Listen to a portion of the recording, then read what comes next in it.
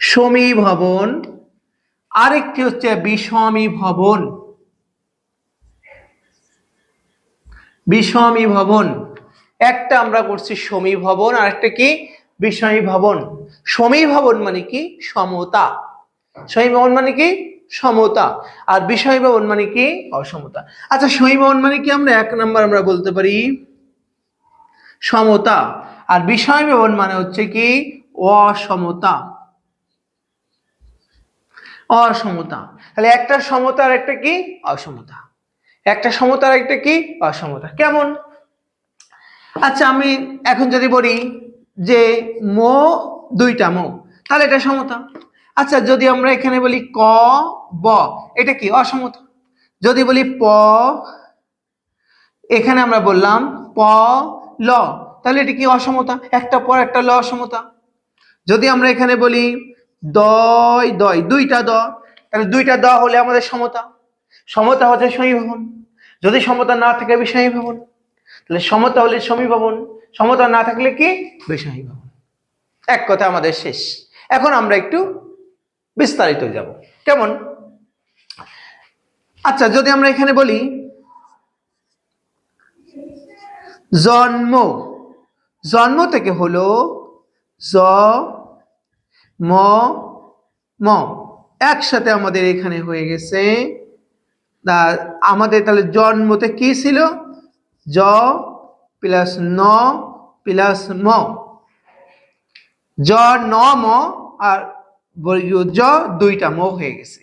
তাহলে এইটা হচ্ছে অসমতা ছিল, দন্তন্য আর ম, এই অসমতা থেকে কিন্তু এই দুইটা ম হয়ে গেছে, মানে সমতা হয়ে গেছে, দুইটা ম সমতা। তাহলে একসাথে কি হচ্ছে এখানে জন্ম, এখানে জ ময় ময় জন্ম।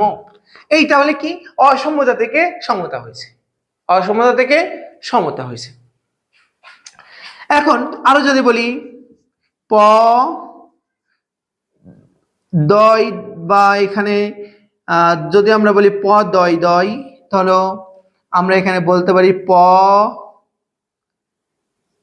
দ দ, পদ্ম। এইটা ধরো আগে ছিল প দ ম, দয় ম থেকে দয় দয় হয়ে গেছে পদ্ম। এই যে অসমতা থেকে সমতা যদি হয় সেটা হচ্ছে আমাদের সমীভবন, এক কথাই। আর এটা এখানে কেমন, যদি আমরা এখানে বলি লাল, এই দুইটা ল সমতা, এটাকে আমরা বললাম দন্তন্য আকার ল নাল। এই যে সমতা থেকে অসমতা, সমতা থেকে অসমতা। যদি আরো যদি এখানে বলি শরীর থেকে শরীর, এই সমতা আছে দুইটা র, এটাকে আমরা বলছি শরীর, র এবং ল। যদি আরো ঢাকা বিশ্ববিদ্যালয়ে প্রশ্ন আসছে এটা, যদি আমরা এখানে বলি আ না আনানস, আনানস, এখানে দুইটা দন্ত ন আছে, আনানসকে আমরা বললাম আ না রস, এই দন্ত ন আর র।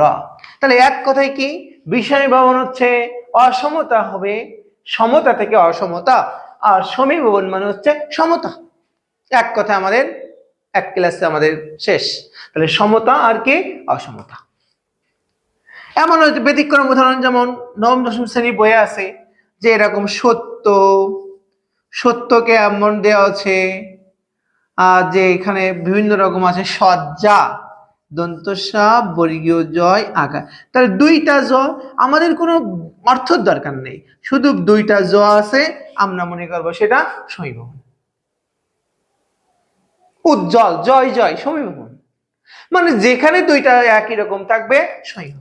আর ওইটা থেকে যদি আমাদের পরিবর্তন থাকে, কিন্তু মাথায় রাখবো বর্ণ কিন্তু একই রকম আছে, এখানেও কিন্তু আমাদের তিনটি, এখানেও তিনটা, এখানেও তিনটা বর্ণ, এই আনারস চারটা, এখানেও চারটি, এখানেও তিনটে, এখানেও তিনটা, এখানে দুইটা, এখানে দুইটা, আমাদের বর্ণ কিন্তু কম বেশি হবে না। বর্ণ কম বেশি হলে কিন্তু আমাদের সমস্যা। আচ্ছা এমন কেউ বলতে পারেন যে এখানে দুইটা ল আছে, ব্যঞ্জন দ্বিত্ব নয়, কারণটা কি? ব্যঞ্জন দ্বিত্ব হলো কি বেশি হবে। আর এখানে সেম, এখানেও আছে, এখানেও আমাদের আছে দুইটি, এখানে হচ্ছে দুইটি বর্ণ আছে। আশা করি ক্লাসটি সবাই আমরা বুঝেছি। তাহলে আমরা কি পড়লাম? একটা ধ্বনি বিপর্যয়, একটা পড়ছি ব্যঞ্জন চ্যুতি, ব্যঞ্জন দ্বিত্ব, সমীভবন, বিষমীভবন। সবাইকে অনেক ধন্যবাদ। বিশেষ করে পরবর্তীতে আমরা আরো বিস্তারিতভাবে আমরা প্রতিটা সাহিত্য, বিশেষ করে আমাদের চর্যাপদ থেকে শুরু করে আগামী দিনে আমি চর্যাপদ ক্লাস নেব। চর্যাপদের থেকে আস্তে আস্তে আমরা ডিটেলস আমরা প্রতিটা বিশেষ করে উক্তি করে করে আমরা পড়ানোর চেষ্টা করব। আমরা রেগুলার ক্লাসে হাজির হব, ক্লাস দেখার চেষ্টা করব এবং অন্য যারা আছে চাকরি প্রার্থী তাদেরকে অবশ্যই পৌঁছাই দেওয়ার চেষ্টা করব। যে একটা জিনিস না বুঝলে আমরা কমেন্ট করব। আমরা চাই যে আপনারা সবাই চাকরি পান এবং ভালো একটা জীবনযাপন করুন। বর্তমান সময়ে একটা সরকারি বা বিভিন্ন নিবন্ধন যে কোনো একটা চাকরি না হলে টিকে থাকা অনেক কঠিন। সবাইকে অনেক ধন্যবাদ।